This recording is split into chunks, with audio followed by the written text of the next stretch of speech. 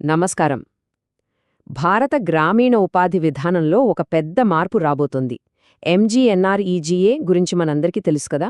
ఇప్పుడు దాని స్థానంలోకి వీబీజీ రామ్జీ అనే కొత్త బిల్ వస్తుంది. అసలేంటిది? సివిల్ సర్వీసెస్ ఆస్పిరెంట్స్కి ఇది చాలా చాలా ఇంపార్టెంట్ టాపిక్. సో దీన్ని మనం లోతుగా అర్థం చేసుకుందాం. రండి మొదలుపెడదాం. ఈరోజు మనం ఏం మాట్లాడుకోబోతున్నామంటే, ఫస్ట్ మన దేశంలో ఈ ఉపాధి పథకాల హిస్టరీ ఏంటో చూద్దాం. ఆ తరువాత ఎంజీఎన్ఆర్ఈజీఏ సాధించిన విజయాలేంటి, దాని లిమిట్స్ ఏంటి అనేది తెలుసుకుందాం. అండ్ దెన్ కొత్తగా వచ్చిన ఈ వీబీజీఆర్ఎంజీ బిల్ గురించి, దాని ఫీచర్స్, ఫైనాన్షియల్స్ గురించి మాట్లాడుకుందాం. ఫైనల్గా ఈ రెండు చట్టాలను పక్కపక్కన పెట్టి ఒక మంచి కంపారిజన్ చేద్దాం. Okay, let's start with section 1, గ్రామీణ ఉపాధి చరిత్ర. అసలు ఈ జర్నీ ఎక్కడ మొదలైందో ఒక్కసారి చూసేద్దాం. మన దేశంలో గ్రామీణ ఉపాధి కోసం ప్రయత్నాలు చాలా ఏళ్ల క్రితమే మొదలయ్యాయి.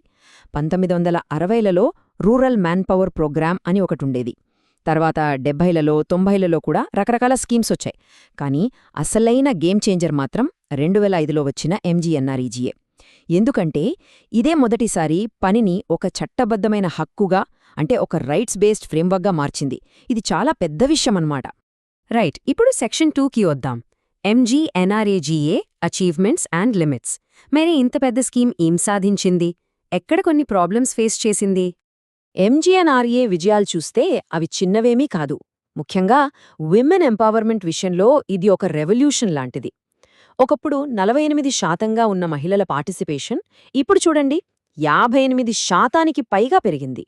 అంతేకాదు, ఆల్మోస్ట్ అందరికీ వేతనాలు డైరెక్ట్గా వాళ్ల బ్యాంక్ అకౌంట్లలోకే వెళ్తున్నాయి. ఇది కూడా ఒక పెద్ద సక్సెస్. ఈ కొటేషన్ చూడండి, ఇది అసలు పాయింట్ను కరెక్ట్గా చెప్తుంది.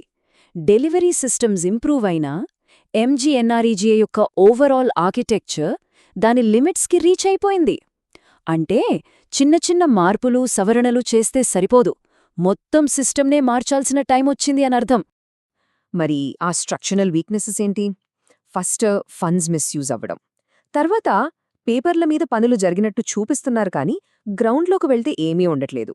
ఇంకా చాలా కుటుంబాలు వాళ్లకు గ్యారంటీ ఇచ్చిన 100 రోజుల పనిని పూర్తి చేయలేకపోతున్నాయి. కొన్ని చోట్ల మనుషులు చేయాల్సిన పనులను కూడా మెషిన్లతో చేయించడం, డిజిటల్ అటెండెన్స్ సిస్టమ్స్ని బైపాస్ చేయడం, ఇలాంటి ప్రాబ్లమ్స్ వల్ల ఎంజీఎన్ఆర్ఈజీఏ ఎఫెక్టివ్నెస్ దెబ్బతింది. అందుకే ఒక కొత్త చట్టం అవసరమైంది. సో ఇప్పుడు section 3, the VBG Ramji bill. ఈ సమస్యలన్నింటికీ సమాధానంగానే ఈ కొత్త బిల్ను తీసుకొచ్చారు. దీని గురించి డీటెయిల్గా చూద్దాం. ఓకే, ఫస్ట్ అండ్ ఫార్మోస్ట్ ఈ బిల్ ఫుల్ ఫామ్ ఏంటో చూద్దాం. VBG RAM. జీ అంటే Viksit Bharat guarantee for Rozgar and Ajeevika mission Gramin. గుర్తుపెట్టుకోండి, ఎగ్జామ్ పాయింట్ ఆఫ్ వ్యూలో ఈ అబ్రీవియేషన్ చాలా ఇంపార్టెంట్. దీన్ని December 16, 2025న లోక్సభలో ఇంట్రడ్యూస్ చేశారు. అసలు కొత్త బిల్ ఎందుకు? 2 మెయిన్ రీజన్స్ ఉన్నాయి. ఒకటి, గ్రామీణ ఉపాధిని వికసిత్ భారత్ 2047 అనే మన లాంగ్ టర్మ్ విజన్తో అలైన్ చేయడం. రెండోది, 2005 నాటి గ్రామీణ భారతదేశానికి ఇప్పటి గ్రామీణ భారతదేశానికి చాలా మార్పులు వచ్చాయి కదా. సో ఈ మారిన పరిస్థితులకు తగ్గట్టుగా ఒక కొత్త ఫ్రేమ్వర్క్ కావాలి. నెక్స్ట్ సెక్షన్ 4, కొత్త బిల్లు ఫీచర్స్ అండ్ ఫైనాన్సెస్. ఇప్పుడు ఈ చట్టంలోని మెకానిక్స్ ఏంటో అర్థం చేసుకుందాం. దీని ఫీచర్స్ ఏంటి, ఫండింగ్ ఎలా వస్తుంది, ఇవన్నీ చూద్దాం. ఈ కొత్త బిల్లులో వర్కర్స్కి ఉన్న బిగ్గెస్ట్ గుడ్ న్యూస్ ఇదే. ఎంజీనరేగాలో 100 రోజులు గ్యారంటీ ఉండేది కదా, దాన్నిప్పుడు 125 రోజులకు పెంచారు. అంటే వాళ్ళకి ఇంకాస్త ఎక్కువ ఆదాయం, వాళ్ళ ఫ్యామిలీకి ఇంకాస్త సెక్యూరిటీ దొరుకుతుంది. కొత్త బిల్లుల్లో ఆపరేషనల్గా కొన్ని కీ చేంజెస్ చేశారు. ట్రాన్స్పరెన్సీ కోసం బయోమెట్రిక్స్, జియో ట్యాగింగ్ లాంటి టెక్నాలజీని వాడుతున్నారు. మొబైల్ యాప్తో రియల్ టైం ట్రాకింగ్ కూడా ఉంటుంది. వ్యవసాయ పనులు ఎక్కువగా ఉండే సీజన్లో వర్కర్స్కి ఇబ్బంది లేకుండా 60 డేస్ వరకు బ్రేక్ తీసుకునే ఆప్షన్ ఇచ్చారు. అడ్మినిస్ట్రేటివ్ ఖర్చుల సీలింగ్ని 6% నుంచి 9%కి పెంచారు. ఇది బెటర్ మేనేజ్మెంట్కి హెల్ప్ అవుతుంది. అండ్ వెరీ ఇంపార్టెంట్, 15 రోజుల్లోగా పని చూపించకపోతే నిరుద్యోగ భృతి ఇచ్చే రూల్ని అలాగే కంటిన్యూ చేస్తున్నారు. ఏకపై చేసే పనులను ర్యాండమ్గా కాకుండా ఒక పద్ధతి ప్రకారం 4 ప్రయారిటీ ఏరియాస్ మీద ఫోకస్ చేయబోతున్నారు.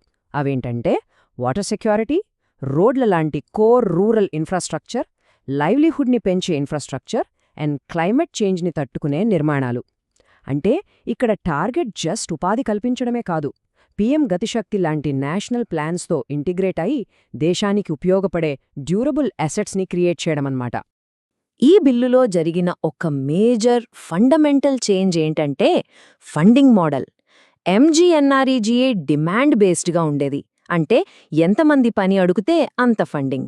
దీనివల్ల బడ్జెటింగ్ చాలా అన్ప్రెడిక్టబుల్గా ఉండేది. కానీ వీబీజీఆర్ఏఎంజీలో నార్మేటివ్ ఫండింగ్ అనే కాన్సెప్ట్ తెచ్చారు.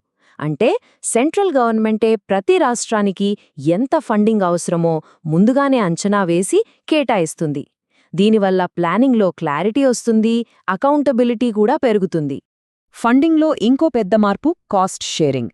జనరల్ స్టేట్స్లో మొత్తం ఖర్చులో 60% సెంటర్ పెట్టుకుంటే 40% స్టేట్ భరించాలి. అదే స్పెషల్ కేటగిరీ స్టేట్స్ అయితే ఇది 90:10 రేషియోలో ఉంటుంది.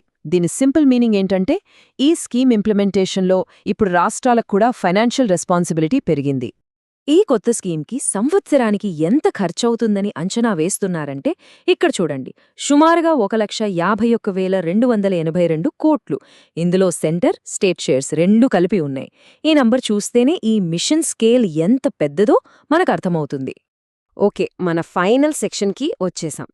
సెక్షన్ 5 2 చట్టాల కథ. MGNREGA versus VB G RAM G. రెండింటినీ సైడ్ బై సైడ్ పెట్టి కంపేర్ చేద్దాం. ఎగ్జామ్స్కి ఇది చాలా important section.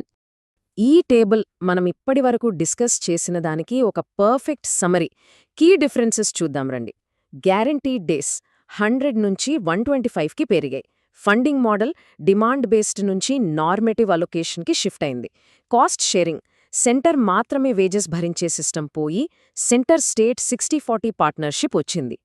Planning focus local level నుంచి 4 నేషనల్ థీమ్స్కి మారింది. అండ్ ఫైనలీ అడ్మినిస్ట్రేటివ్ ఖర్చులు కూడా 6% నుంచి 9%కి పెరిగాయి. సరే, ఈ కొత్త బిల్లును ఒక అప్గ్రేడ్ అని ఎందుకంటున్నారు? రీజన్స్ చాలా క్లియర్గా ఉన్నాయి. ఎక్కువ పనిదినాల వల్ల ఇన్కమ్ సెక్యూరిటీ పెరుగుతుంది. స్టేట్స్కి ఫైనాన్షియల్గా ఒక ప్రిడిక్టబిలిటీ వస్తుంది. చేసే పనికి, దేశానికి ఉపయోగపడే అసెట్ క్రియేషన్కి ఒక స్ట్రాంగ్ లింక్ ఏర్పడుతుంది. సెంటర్ స్టేట్ పార్ట్నర్షిప్తో అకౌంటబిలిటీ పెరుగుతుంది. అండ్ టెక్నాలజీ వాడకం వల్ల గవర్నెన్స్ మోడర్నైజ్ అవుతుంది. చివరగా ఒక ప్రశ్నతో ముగిద్దాం. వికసిత్ భారత్ 2047 లక్ష్యాన్ని మనం చేరుకోవడానికి ఈ వీబీజీరామ్ బిల్ అనేది కీ అవుతుందా? లేక పేపర్ మీద చట్టాలు ఎంత బాగున్నా వాటి ఇంప్లిమెంటేషన్ ఎప్పటిలాగే ఒక పెద్ద ఛాలెంజ్గా మిగిలిపోతుందా? ఈ కొత్త బిల్లులో పొటెన్షియల్ చాలా ఉంది. కానీ దాని సక్సెస్ మొత్తం గ్రౌండ్ లెవెల్లో ఎంత ఎఫెక్టివ్గా అమలు చేస్తారు అనే దానిమీదనే ఆధారపడి ఉంటుంది. దీనిపై మీ అభిప్రాయం ఏంటి?